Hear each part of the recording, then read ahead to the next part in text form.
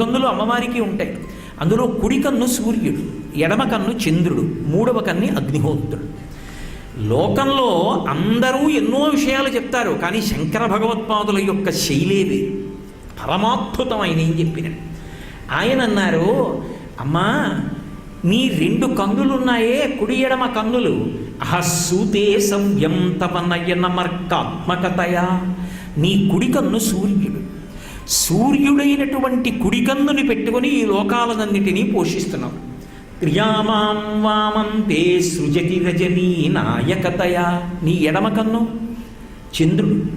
సూర్యచంద్రులిద్దరూ అమ్మవారికి కన్నులుగాను చెప్తారు, సూర్యచంద్రులిద్దరినీ అమ్మవారికి తాటంకములుగాను చెప్తారు, సూర్యచంద్రులిద్దరినీ అమ్మవారికి స్తనములుగాను చెప్తారు. అసలు ఆ చంద్రమండల మధ్యస్థ అని, చంద్రమండల మధ్యంలో అమ్మవారు ఉంటుంది అని వర్ణిస్తారు. అటువంటి తల్లి సూర్యచంద్రులిద్దరినీ కన్నులుగా పెట్టుకుని ఉంది కాబట్టి ఈ లోకములన్నీ పోషింపబడుతున్నాయి. సూర్యకాంతి లేదనుకోండి, సూర్యచంద్రులిద్దరూ ప్రకాశిస్తే కదండి ఒక రోజు ఏర్పడింది. రాత్రి చంద్రుడు, పగటివేళ సూర్యుడు ప్రకాశిస్తే ఒక రోజు అవుతుంది. సూర్యుడు ప్రకాశిస్తున్నాడు కాబట్టి ఆరోగ్యాలు నిలబడుతున్నాయి. సూర్యుడు ప్రకాశిస్తున్నాడు కాబట్టి చెట్ల యొక్క ఆకులలో పత్రహరితము ఏర్పడి చెట్లన్నీ నిలబడుతున్నాయి, పంటలు పండుతున్నాయి, శరీరానికి కావలసినటువంటి ఆహారము లభిస్తోంది. చంద్రుడు ప్రకాశిస్తున్నాడు కాబట్టి చంద్రుని యొక్క కిరణముల వలన తేజోవంతమైనటువంటి ఓషధులు మనకి కలిగినటువంటి అనారోగ్యాన్ని పోగొడుతున్నాయి. ఓషధీతత్వము అంటే మీరు ఒక విషయాన్ని గమనించవలసి ఉంటుంది. వేదం ఓషధీతత్వం గురించి మాట్లాడుతుంది.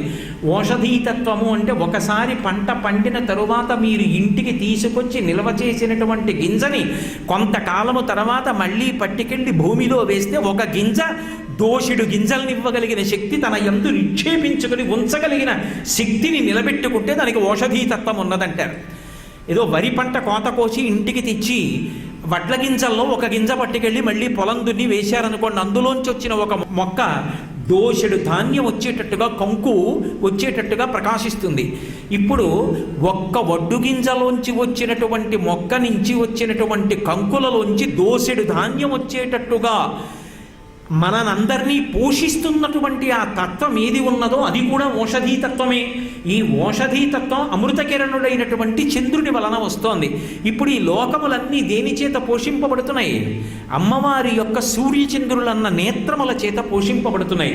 రెండు, ఆమె మూడవ కన్ను కలిగి ఉంది.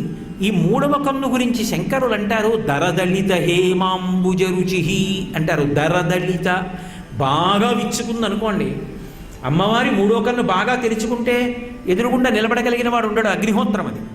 అమ్మవారి కన్ను మూసుకుపోయిందనుకోండి, అగ్నిహోత్రం ఉండదు. దరదళిత విచ్చుకోకుండా ఉంది, అది అగ్నిహోత్రం కాబట్టి ఎర్రటి కాంతి వస్తుంది.